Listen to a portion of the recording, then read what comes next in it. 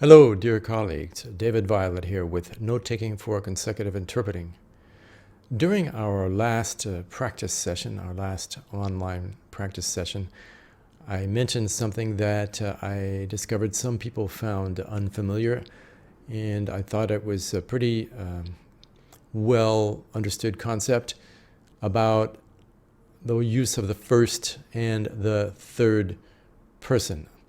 I thought it might be worthwhile to do a quick review about that, what I covered at that session. When we interpret, there's a sort of role play going on, right? We are pretending, everyone is pretending that I, the interpreter, am the person I'm interpreting. So if she says, good morning, ladies and gentlemen, I am delighted to be here, I don't say when I do my interpretation, I don't say in the target language, good morning, ladies and gentlemen, she's delighted to be here. I say, good morning, ladies and gentlemen, I'm delighted to be here. Everyone understands the role play. I am saying I as if it were me, David, but it's a role play where I actually am saying that because I'm playing the role of being her. There's a little anecdote I'd like to tell about this, an absolutely true story. In about 1985, when I was going to ESIT, l'École supérieure des interprètes et de traducteurs, we used to take on free jobs to get practice. And we worked a lot with what's called the CCFD, Comité catholique contre la faim et pour le développement.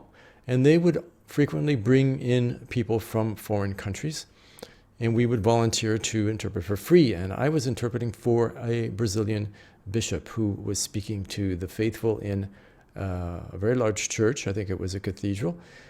And it was very interesting. It was actually quite a passionate plea that he was making in favor of the sem terra, the peasants, landless peasants.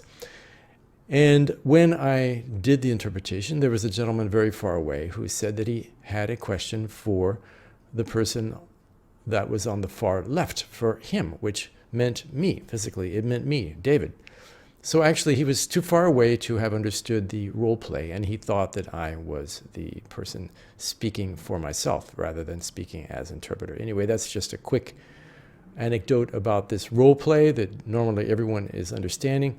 But there's a problem that arises when, as interpreter, as a support person in the meeting, I need to say something. So, for example, the sound is not good, or that's usually what it is. I cannot hear the person, or the speaker needs to turn it up.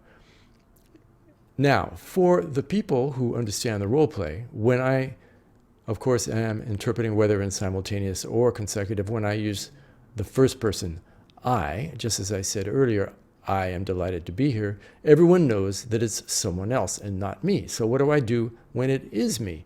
Well, I switch to the third person. And generally speaking, I will use the term the interpreter. So I would say the interpreter needs the sound to be turned up, or the interpreter points out that the speaker is now too far away from the microphone and is not audible.